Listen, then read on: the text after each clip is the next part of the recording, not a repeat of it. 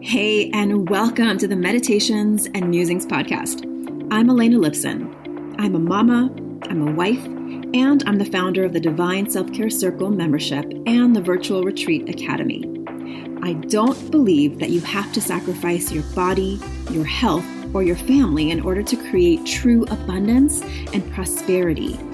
I believe in living based on the divine feminine metrics of success, and these include pleasure, play, ease, grace, and a slower pace. Each week, I'll bring you 1 to 2 new episodes. One of these will be a guided meditation that you don't have to do on the meditation pillow, and the other will be a conversation to help you access your inner wisdom, to ignite abundance, and inspire others to do the same. I invite you to join me on this journey back to the magic of a divinely aligned and well cared for you. And now, join me for today's episode.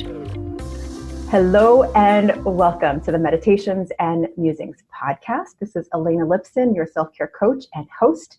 And this week I'm trying something new. I'm recording live on Instagram as well. So if you're not following me on Instagram right now, you can head over there and watch this past recording. You can explore all the self-care topics that I talk about. It's Elena_Lipson.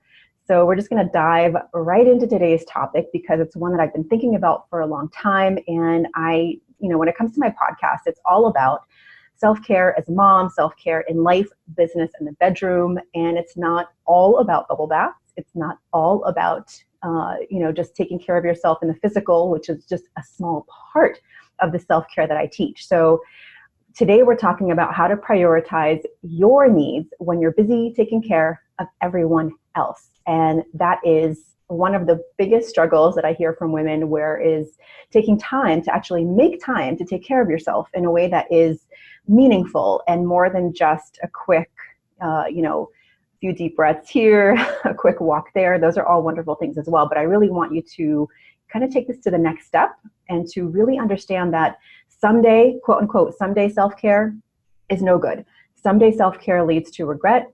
Someday self-care leads to resentment. Someday self-care leads to your physical capacity being diminished to receive, both in the financial, in the pleasure, in the relationships areas.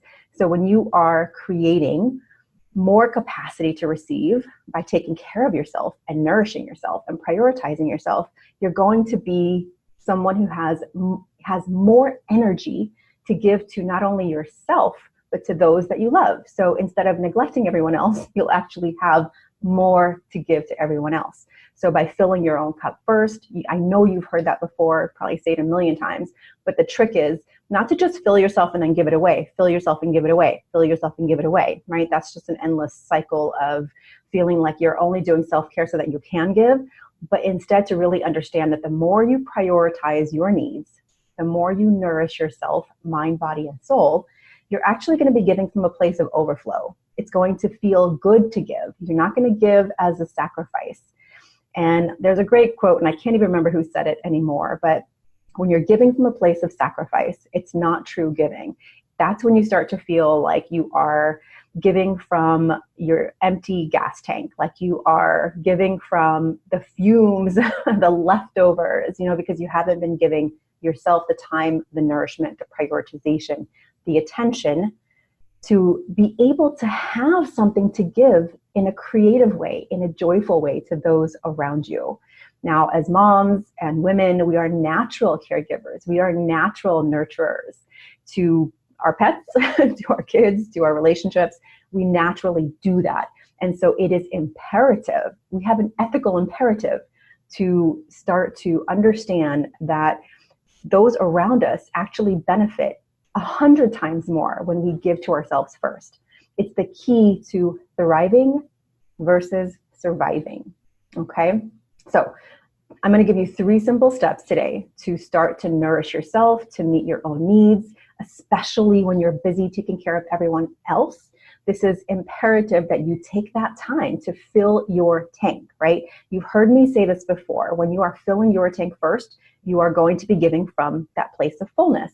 So I've used this example in past episodes where if you were planning a trip across country and you were going to have all these stops along the way and you were going to, visit beautiful places, you wouldn't think of driving all the way straight through from the East Coast to the West Coast. You would build in stops to prioritize the things that you really want to see and to nourish the car, right? You would give it gas. You would make sure it cools down every once in a while. You wouldn't just keep driving all the way through. But that is exactly how we treat our lives.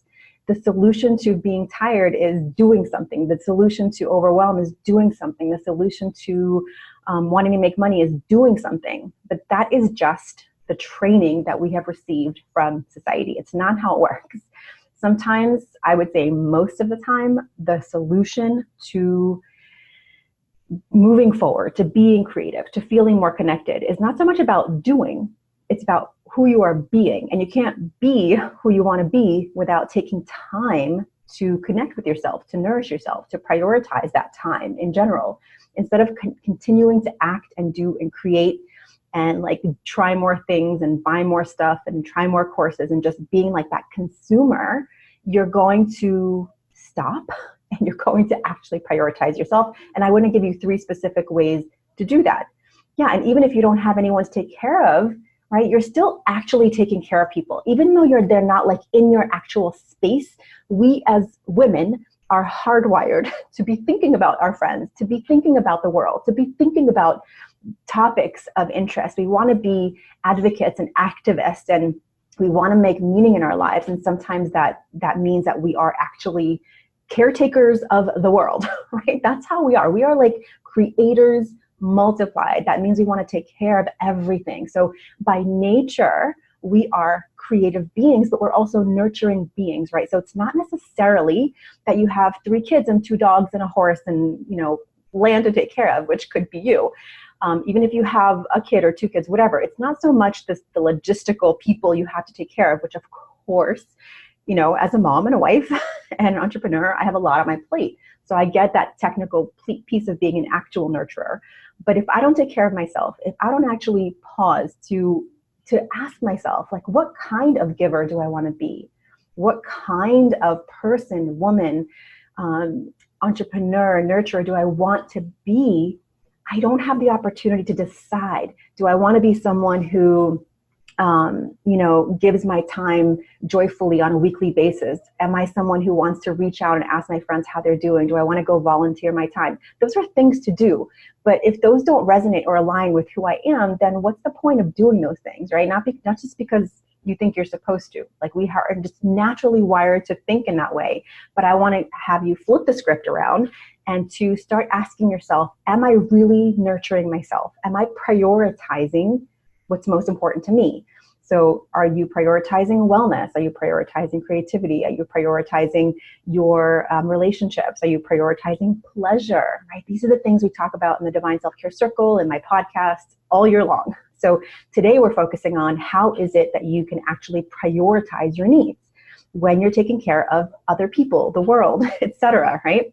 So the first thing I want you to do is to really think about, especially this time of year, for some reason, we are all hardwired to take the beginning of a new year as a new blank slate, as an opportunity to do different things, when in reality, you have the opportunity to do new things all the time, every day. You wake up in the morning, it's an opportunity to think a new thought, to do something different, to go walk outside, to change a bad habit. Those opportunities are alive and well all the time. But as humans, we are sort of trained to, have a natural beginning in the new year, which is great. It's an opportunity to sort of stop and pause and reflect if you have that time to do that. And I would say if you don't have time to reflect on your own life, you are way over prioritizing other people's desires and needs. If you can take 5 minutes in the morning, and that was one of the first things we're going to talk about, is really creating a morning routine that prioritizes you. Now, if you took part in my last Magic Morning Challenge, you know exactly what I'm talking about. I have another Magic Morning Challenge coming really soon. You could also check out the free morning challenge that I offer, which is one of the tools that I've been giving away for 5 years now. People love it. Thousands of people have done it and continue to tell me it's one of the most powerful practices that they've learned from my work. So you can go ahead and check out in my Instagram profile. You can go to elainalipson.com/gift, and you can receive the exact steps to how I create my magic morning practice. So that's number one, is the number one way to prioritize you, especially when you're busy taking care of everyone else, is to do it first thing in the flippin' morning, right? So if you do it first thing in the morning, then you are setting yourself up for the possibility of doing other things to take care of yourself. So what is the magic morning practice? I'm not going to get into the specific details because you can go check it out. But basically, at its fundamental, it is taking time to acknowledge your mind, your body, and your soul. Easy peasy, right? So you're going to do something for your mind, like write. I teach a specific writing practice that has affirmations, it has gratitude, it has intention setting, or any one of those things. Then something for your body, because you are the vessel. You are the one that's showing up to all your things and all the people that you love. So you are showing up and you are lit up, right? You are aligned, you are present in your body, because if you don't take time to get into your body, you're actually walking around in a swirl of thoughts all day long. Like, have you ever had an interaction with someone you love and whatever they say, it just like triggers you. You get really short, or you're like in a hurry, or you're just already thinking about the next thing. You're not fully present for what they need. You're not even hearing them, right? And that's one of the things I hear most often, especially from kids. Like, I have a lot of kids in my life, and they can tell, like, they have these radars, they're beacons for bullshit, right? They know when an adult in their life, or anyone, is not fully present. If you're around any kids of any age, really, but the younger the better, just notice when you're in it, when you're like looking them in the eye and having a conversation and listening and playing, they just light up. They're authentic, they're present, they're playful, right? But if you're distracted or on your phone, they're going to be like pulling at your attention. They're going to be tugging at your skirt or your pants or your shirt. They're going to be like, tap, tap, tap. Hey, look at me, right? That's the same thing. Adults aren't going to do that, but they basically withdraw, or they act out to get your attention, or they just go do something else, or they get on the phone too. So your full presence is when you're actually present in your body. That's why it's so important to get out of your head into your body. So that's the second step. The third step to a magic morning practice is something to do to activate your soul, whether it's breathing for a few minutes with your eyes closed, placing a hand on your heart, and giving gratitude for your life and your body as it is now, so that you can actually be present for it, right? How can you expect things to change if you don't love what you're doing now, which is a whole other topic we can talk about. But if you are someone who meditates, you can go outside. I've taught this where you can like just look up at the sky and say, thank you, I am here. Thank you for this amazing life, right? So you're connecting with something bigger. Or you can pull an oracle card if that's something you like. So I got a little bit into the details of the magic morning practice because it's something I absolutely love so much. I'm writing a whole book about it. So that's coming pretty soon. But that's the first way to prioritize you, especially when you have people to care for. The second way to prioritize you is to put time with yourself on the actual calendar. Like, I've got my planner here. I'm starting the year off with another Desire Map planner, which is amazing. It's the one that I love because she talks about body and wellness and the things you want to stop doing and start doing. It's very aligned with the way I live my life. So I love this one. And this year I did the daily one instead of the weekly one. So I put me on the calendar. And if you have a journal that asks you, what will you do today to feel the way you want to feel, that's a really great indicator. It's a really great prompt in order to understand that putting you on the calendar is just as important as putting financial aspirations on the calendar or interviews or to-do lists, whatever, right? So the one thing that I teach you to do, especially when I teach my Dream Calendar workshop, when we talk about creating sacred goals in my Divine Self-Care Circle, one of the first things we do is make self-care tangible, right? So whether it's self-care for you, is time with your girlfriends, or taking a weekend away, or sitting in the evening in the bathtub, or just watching a movie with a friend, or taking time to call someone you love, or calling your mom, or like whatever the list of it, right? There's a list. If you don't have a list of what self-care means to you, that's one of the first steps that I would really invite you to do, is make a list of what self-care means to you, because my self-care list is probably different from your self-care list. So if you don't know what to put on the calendar, you're going to be stuck. And then if you have an hour free or a half hour free or an afternoon free, you're going to fall into habitual mode. You're going to just watch some movie or just like, fart your time away, basically. So what I love to do and what I teach women to do is create a list, have an ongoing list of like, if I have 30 minutes, what would I do with it? If I had an hour, what would I do with that? If I had an entire day to myself, what would I do with that? Like, can you answer that question? If you ended up with an evening to yourself or a day to yourself or, oh my gosh, a weekend to yourself, what would you do? Would you just sit on the couch and watch a movie? Great. I mean, for a little bit, that's cool. But the opportunity, the potential to take care of yourself on a deeper level, and it doesn't have to be financial. It could be just time sitting by the water. It could be a walk in nature. It could be calling a friend and catching up. It could be a myriad of things. So if you can't answer that question, I encourage you to spend some time with that. So that's the second way to prioritize your needs, especially when you're busy taking care of yourself or taking care of everyone else. Sorry, that was backwards. So that's the second way. The third is community. Community is so important. We live in a time where so many people feel so alone and so isolated. You can spend 3 hours on social media having conversations, but when you put that phone down, when you close your laptop, you're still sitting alone, right? So unless you're actually engaging, being heard, listening, reciprocal conversations, you're not going to feel like you are actually in community. So I would say I love online communities. I host an international online community. We're about to open the doors for year number 5, right? So I believe in the power of the internet. Some of my most life-changing relationships have been made on the internet. My business partners are people I found on the internet. So I believe in the power of the internet. It's amazing. It can connect you with people from all over the world who I actually have then met in person, many of them. And it can really be life transforming. And it's as important to have physical people in your life.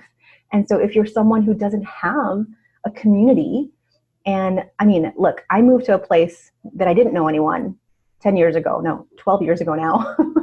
And I was a new mom, didn't know anyone here, but I knew my instinctual, first thing to do was find a community of like-minded women who are in a similar life stage. That's something to do. You can find people who are totally different too. And there's a beautiful element to a diverse community. But in that particular stage of my life, I knew I needed to be surrounded with at least 1 or 2 or 3 other moms who had young babies, because I didn't know what to do. I was a first-time mom. So I just needed to have those conversations on a daily basis. Like, oh my gosh, is this okay? What are you doing? How does your family do this? Just have those conversations. And that community that I created around myself really was a lifesaver. And I still know those women who I met when my son was really young. So the other type of community is a creative community. You can, if you want to learn to play an instrument, go join some free group. We have a free group here called The Bug, the Bellingham Ukulele Group. They're really fun. They meet once a month. If you have a common interest with people, go take a Zumba class, go to your local faith-based community and meet people with the intention of meeting 1 or 2 people that you really connect with, that you can, meet for coffee once a week, go for a walk around the neighborhood or the lake, whatever is, relevant to your area. Don't just be alone. I know for a lot of us who have introverted tendencies, which I definitely do. I can be both introvert and extrovert depending on the situation. But it's easier to stay home alone. It's easier to open Facebook and feel like you've just had community. But there's something about physical community, and community doesn't have to be 100 people. Community could be 1 or 2 people, but it takes you stepping out of your comfort zone. Just like you watch your kids do or other people around you do, you have the capacity and the ability to step out of your own comfort zone, to connect with someone and to, not only like, let's not be selfish here either, right? It's not just about you feeling amazing, like you can help other people too. I'm sure you have the wisdom and the experience and the 2 ears to listen that could actually make a difference for somebody else. Like giving our time and attention is a beautiful thing. Like I said in the beginning, right? Yeah. So like you can also, like you can fill yourself up. Once you're filling yourself up on a regular basis with a magic morning practice, with self-care tools, now you're ready to be someone who can give from that overflowing place. So creating community isn't necessarily just about your needs. It's about you like fulfilling your heart and your soul by allowing yourself to share your gifts of presence, of wisdom, of knowing, of skills, whatever it is. Go teach a class. Like if you know how to knit, go to the library and offer to host a class. Go, if you know gardening, go start like a little gardening club. There's no limit. If you're stuck on where to go, like contact me on Instagram, message me. If you don't know, I can help you do that. I'm really good at idea generation. I can totally help you. If you don't know where to start building a community, ask me. Ask people around you. We all are social creatures. And the more isolated you are, the more depressed or sad you are. Now, listen, it's different from alone time. Self-care, alone time is precious to me. I love it. I need it. I need it to fill myself up. But it's just one element of my self-care list, right? Alone time could be on your list too.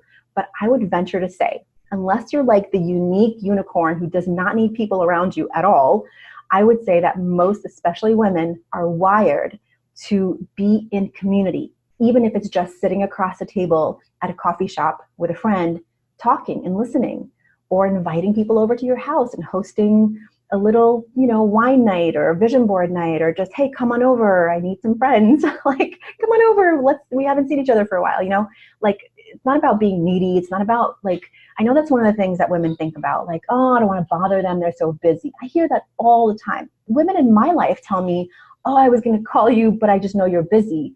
I'm like, why do you say that? Like, why do you think that I'm too busy to connect with you? That's your story, not my story. So if you want to connect, dude, pick up a phone, text me, ask me. If I am busy, no problem. We can do it another time. But what if I'm not busy? And I'm just right there with you guys. Like if I had this past weekend, I had actually an entire afternoon and evening to myself. And the easy thing, like the introverted part of me was like, just stay home, take a bath, watch a movie, read a book. But I thought, you know what? I'm actually feeling like I want to connect with people. And so I actually went out to a place I'd never been before with a friend. And we had a great time. It was somewhere I would have never gone before. And then we went to walk around the mall. Like when was the last time I ever did that? And we had such a great time. So I stepped out of my comfort zone, went somewhere that I normally wouldn't go, had a phenomenal time, got a great sweater, right? So just, you don't know what's going to happen, what's possible when you step out of your comfort zone and allow yourself to build community. And don't forget, please, it's not a one and done. Going out once and going home, calling it done is not it. Community, just like your mind, body, and soul, need nurturing. You need nurturing. That's why I say prioritize and nourish. Prioritize and nourish.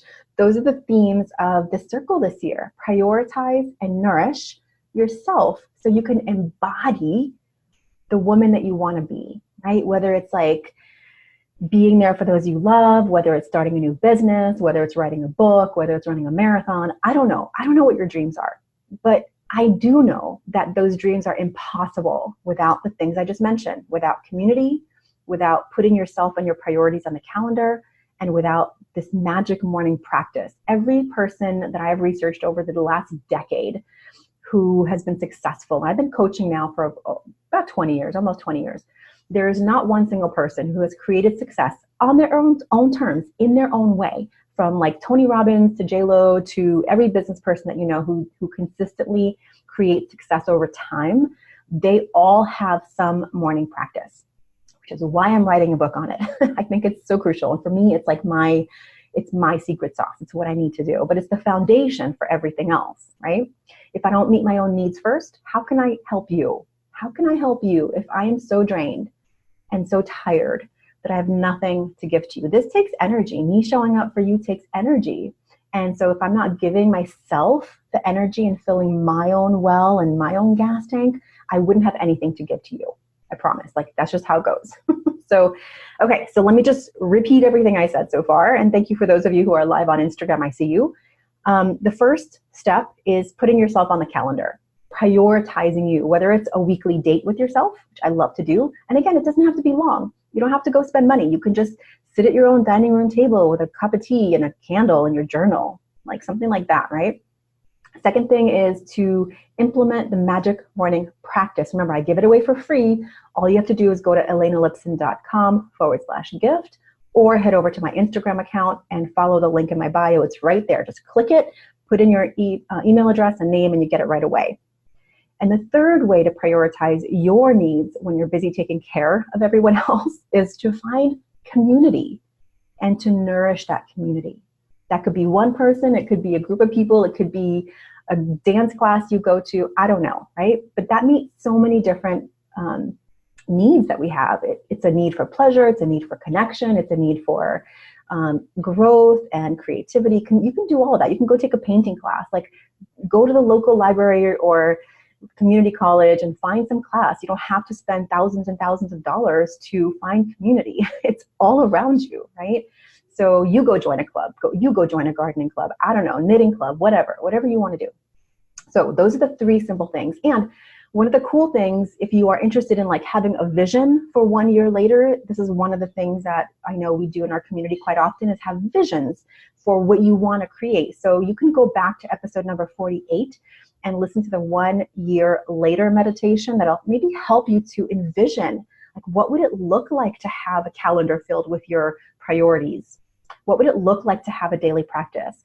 What would it look like to have a community? What would it look like a year from now if you started today? Because remember what I said in the beginning, someday self-care doesn't work. Like, if you're waiting for the perfect moment, the perfect opportunity to start taking care of yourself, building community, and having a morning practice, you're going to be waiting for a long time. In the meantime, you'll be filled with regret, resentment. And I know for me, when I don't do these things for myself, I tend to go into the slippery slope of sadness, of depression, of just like, what's it all for? Like, I'm not even kidding. I've been there. I've dealt with depression in my life. So I know the importance of these tools, these mindsets. The opposite of it is really bleak. And when you're in a society, in a world that's already filled with so many stressful things, so much pressure, so much comparison-itis, so much sadness, right, on a daily basis, news, like shocking, right? News is meant to shock your nervous system because they want you to listen.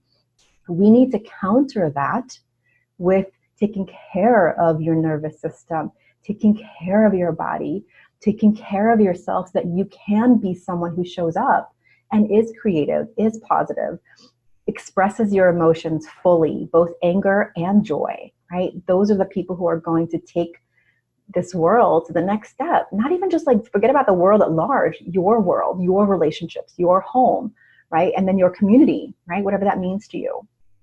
So that is what we're talking about for today. That is what we've talked about for today. The sun is coming through really bright right now.